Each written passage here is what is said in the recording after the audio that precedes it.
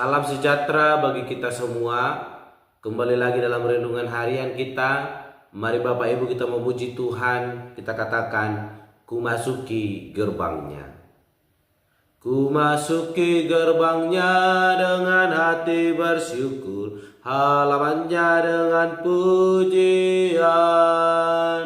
Kataku hari ini harinya Tuhan, ku bersuka sebab Dia girangkanku. Dia girangkanku, oh Dia girangkanku. Ku bersuka sebab Dia girangkanku, oh Dia girangkanku, oh Dia girangkanku. Ku bersuka sebab Dia girangkanku. Amin. Mari Bapak Ibu kita membuka Alkitab kita dari kitab 2 Raja-Raja pasal 13 ayat pertama sampai dengan yang ke-13. Demikianlah firman Tuhan dengan perikop Yoahas Raja Israel.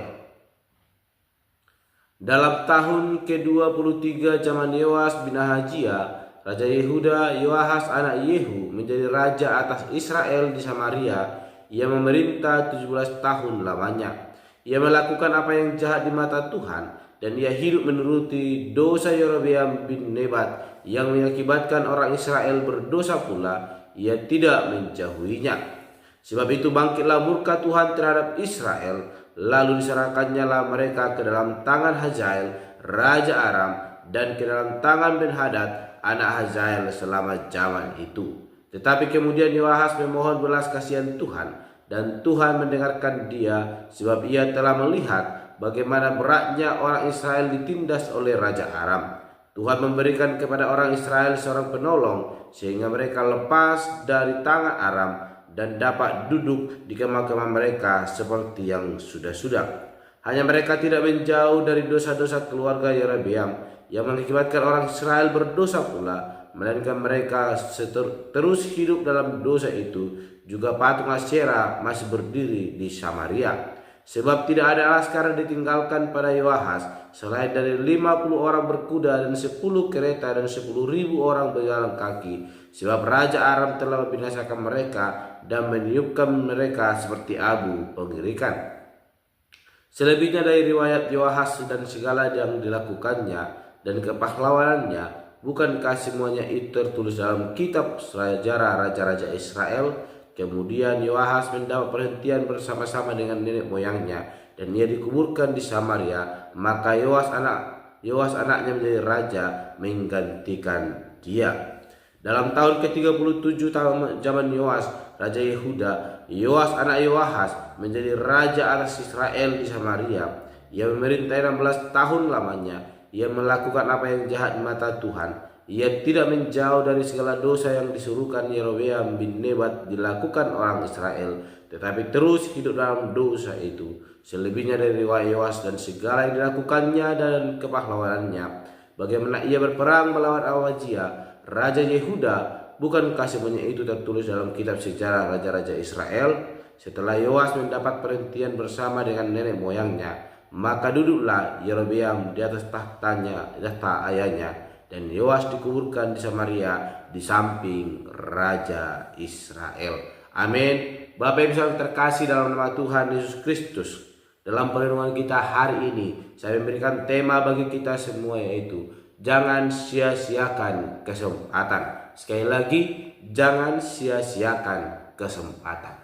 Bapak Ibu, dalam perlindungan kita hari ini, dalam ayat firman Tuhan yang telah kita baca, ada dua raja yang akan kita renungkan, di mana kehidupan mereka melakukan apa yang jahat di mata Tuhan, sehingga mereka harus mengalami penghukuman yang daripada Allah. Kita melihat Bapak Ibu yang terkasih dalam nama Tuhan Yesus Kristus, bahwa sebelum mereka ada Raja Yoas juga. Dia melakukan apa yang benar di hadapan Tuhan Allah selama ia diajar oleh imam. Namun ketika imam itu meninggal, kita melihat dia menyimpang daripada jalan Tuhan, dan dia melakukan apa yang jahat di mata Tuhan. Dan lewat itu Allah murka dan melakukan penghukuman kepada Raja Yoas. di mana dia harus mengalami penghukuman yang daripada Tuhan. Dan ini seharusnya menjadi pelajaran bagi raja-raja selanjutnya. Namun kita melihat setelah kematian Yoas, dia digantikan oleh Yoahas.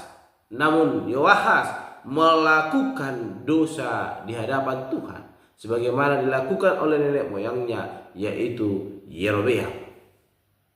Bapak Ibu yang terkasih, dalam nama Tuhan Yesus Kristus berbicara tentang melakukan dosa. Memang meninggalkan dosa, penyembahan berhala yang menjadi dosa nasional di tengah-tengah kehidupan Israel bukanlah hal yang sangat mudah. Kita melihat kejatuhan umat pilihan Allah ke dalam dosa ketika Musa naik ke atas gunung Sinai. Selama dia berada di sana, orang Israel yang tidak begitu lama ditinggalkan, mereka bersungut-sungut sehingga mereka membuat patung lembu emas untuk boleh mereka sembah. Berhala adalah sesuatu hal yang membuat orang Israel jatuh ke dalam dosa. Dan mereka berpikir itu adalah suatu kebudayaan yang harus mereka lestarikan.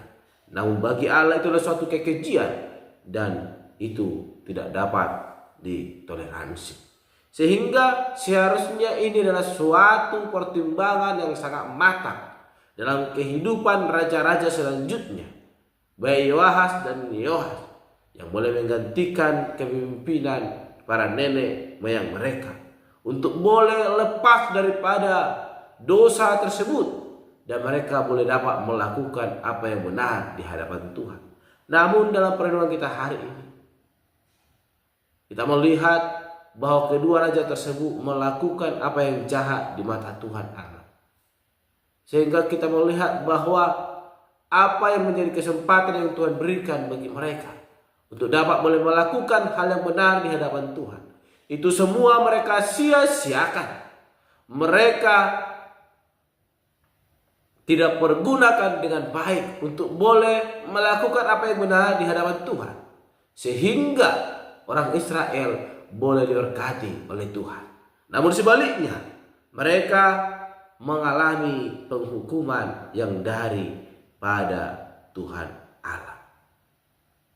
Seperti yang saya katakan tadi, Bapak yang terkasih, memang sulit keluar dari dosa yang telah berakar pada kebudayaan suatu bangsa, seperti dosa, korupsi, dan manipulasi.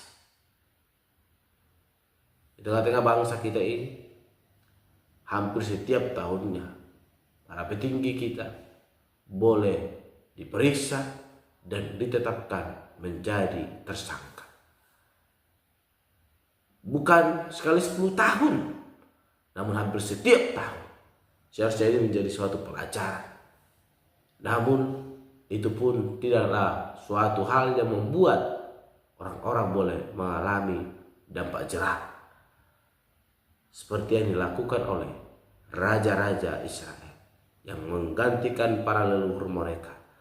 Mereka telah melihat ketika leluhur mereka melakukan apa yang benar di hadapan Tuhan, mereka mengalami berkat yang daripada Tuhan. Namun ketika mereka melakukan apa yang jahat di hadapan Tuhan, maka penghukuman itu yang boleh mereka dapatkan dalam setiap kepemimpinan mereka. Oleh karena itu, Bapak yang terkasih dalam nama Tuhan Yesus Kristus, dalam perlindungan kita hari ini, firman Tuhan mau mengajakkan kepada kita, jangan mengira karena dosa sudah menjadi biasa, kita tidak akan dihukum oleh Allah. Mari kebiasaan yang tidak baik itu boleh kita lupakan, kita rubah menjadi hal yang boleh menyenangkan hati Tuhan Allah, sehingga berkat anugerah Tuhan Allah itu yang boleh memelihara hidup kita. Di akhir renungan ini saya mengatakan kepada kita, jangan sia-siakan kesempatan yang Tuhan beri dalam hidup kita untuk boleh melakukan apa yang benar di hadapan Tuhan.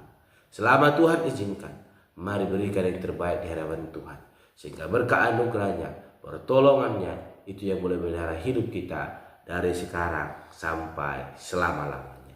Amin. Mari kita berdoa. Bapa Surgawi, terima kasih untuk kelindungan firman Tuhan yang boleh kami renungkan pada hari ini. Kami diajarkan Tuhan untuk boleh memakai waktu yang Tuhan beri dalam hidup kami, sehingga kami memberikan yang terbaik di hadapan Tuhan hanya untuk hormat kemuliaan bagi nama-Mu. Bapa Surgawi, mampukan kami untuk boleh melakukan itu, sehingga kehendak-Mu yang boleh nyata dalam hidup kami, bukan kehendak kami, dan kami boleh mengalami anugerah yang daripada Tuhan Allah. Terpuji Engkau Bapa. Tuhan, kami berdoa dan mengucap syukur dan menutup renungan pada hari ini. Haleluya. Amin. Shalom Bapak Ibu. Tuhan Yesus memberkati. Ku sanjung Kau di tempat tinggi, sebab Engkau Imam besar aku.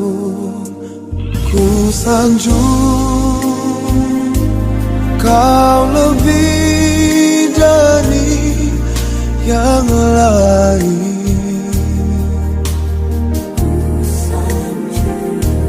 dan ku datang menyembah-Mu Tuhan.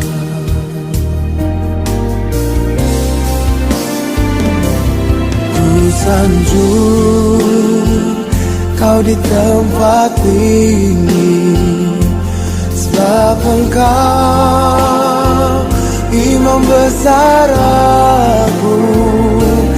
Ku sanjung Kau lebih dari yang lain,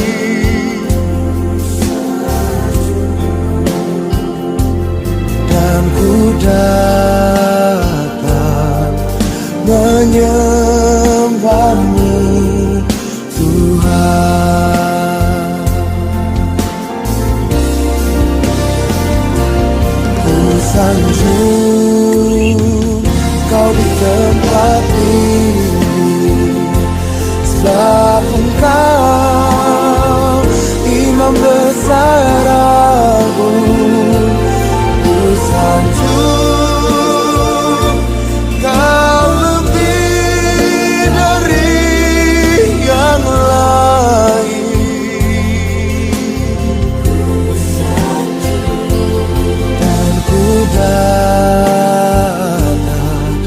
menyembah-Mu Tuhan,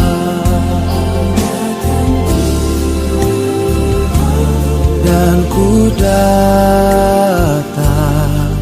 menyembah-Mu